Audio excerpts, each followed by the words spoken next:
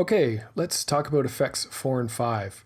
4 and 5 are kind of related to each other and pretty self-explanatory. Effect 4 is a linear fade in to the value in the volume column, and effect 5 is a linear fade out to 0.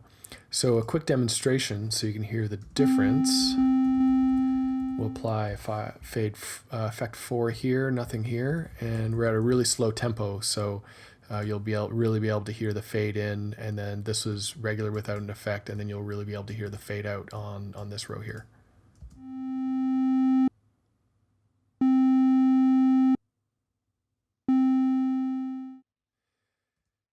Yeah, so I use this a lot with melodies, especially to break legato. Legato is a musical term for a smooth, unbreakable sound in between notes. So here's an example. I'll just write this in quickly here.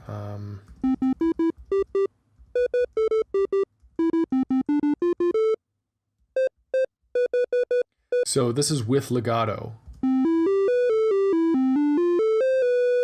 So I'll put effect 5 on the last note before it moves to the next note. And you can hear there's a break in the sound before it moves to the next note. And of course you can mix it up so that sometimes there's legato and sometimes there isn't. And that would sound like this. You can use effect 4 in a similar way to break legato in between notes, except instead of putting it on the last note, you're going to put it on the first note. So let's hear what that sounds like. You'll hear with effect 4 that it tames the harsh attack of the note where there isn't effect. So you'll hear the difference between this row and this row, where this row will kind of have a harsh attack.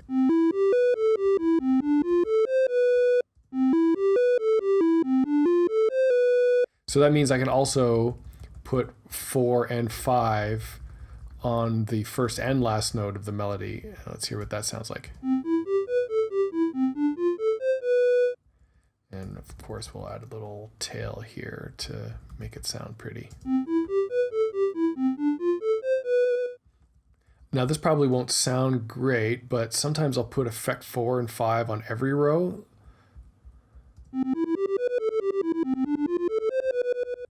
Or effect 5.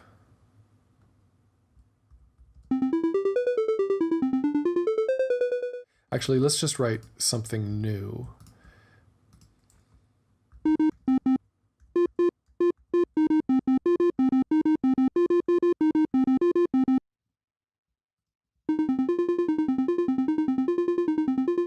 So let's just mess around with the instrument values.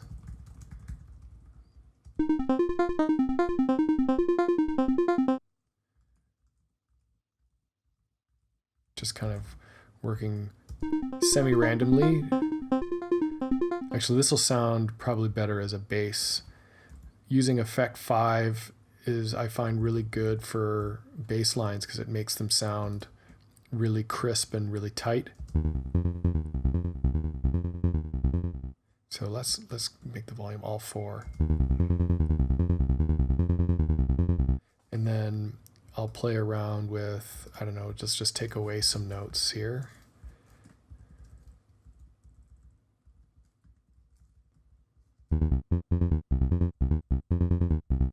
And then let's take away some of the effects. And so we're alternating between effect 5 and no effect.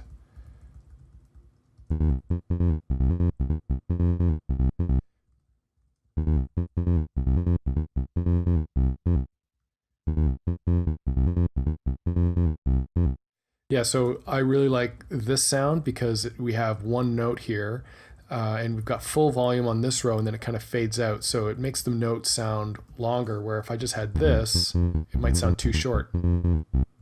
So what I might do to lengthen the note is put a effect 5 on the second note.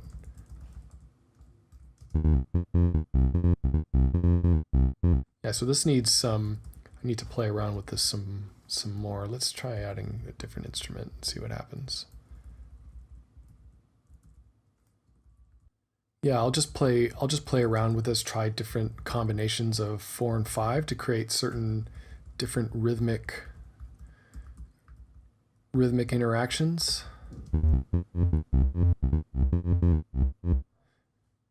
So just to give you another idea of how it can be used, I pulled up an example from something that I've written. I use effects 4 and 5 in many different ways in this track to break legato, create glitches, and tremolo. Tremolo is similar to vibrato, except instead of oscillating pitch, it's oscillating volume. So we'll just have a quick listen to this and you'll see some of the effects 4s and 5 going by.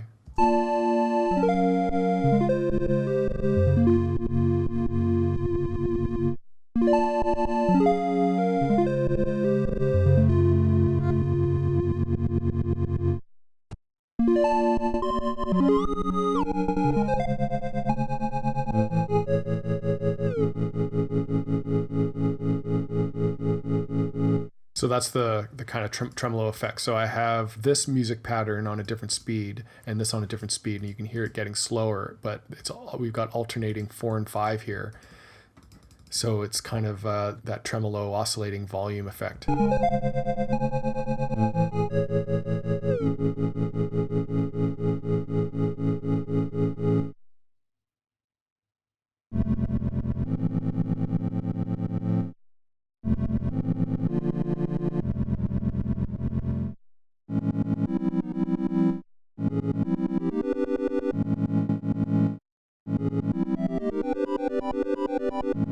Actually, that's kind of a cool effect. So I've got 4 on every row. Actually, let's just use this. I'm going to demonstrate that. I'll just get rid of all the information on here. I'm at speed 14. So what I'm going to do is I'm just going to create a chord and show you what I did there using effect 4. Let's just create a chord. Let's get some volume.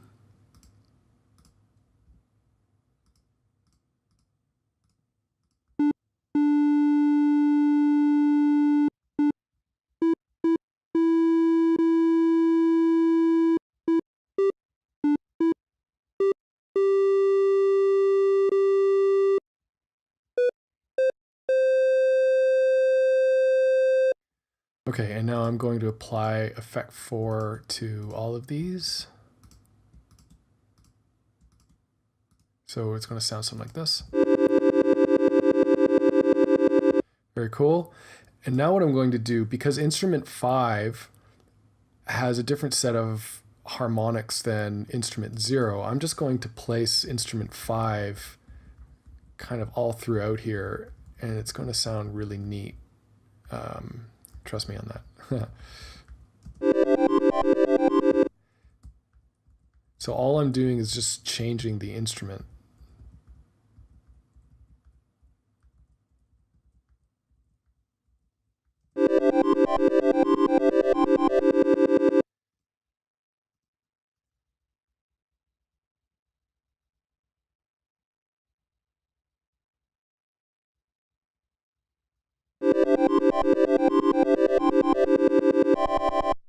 So now let's loop this. And now what I'm going to do is let's create that tremolo effect and see what that sounds like. So this is going to be effect 4 and 5 alternating. I'll just copy and paste them. And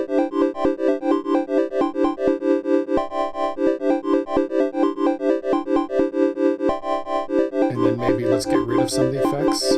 Now I'm just playing around.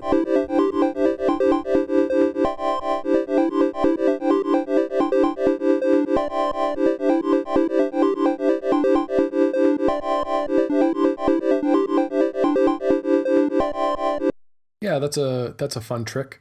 Hope that's helpful. That pretty much sums up how I use effect 4 and 5. Maybe you've got some other ideas on how you use it. Please leave some comments below. Subscribe to my channel. And next video, I'm going to take a look at effects 6 and 7, the arpeggiation effects.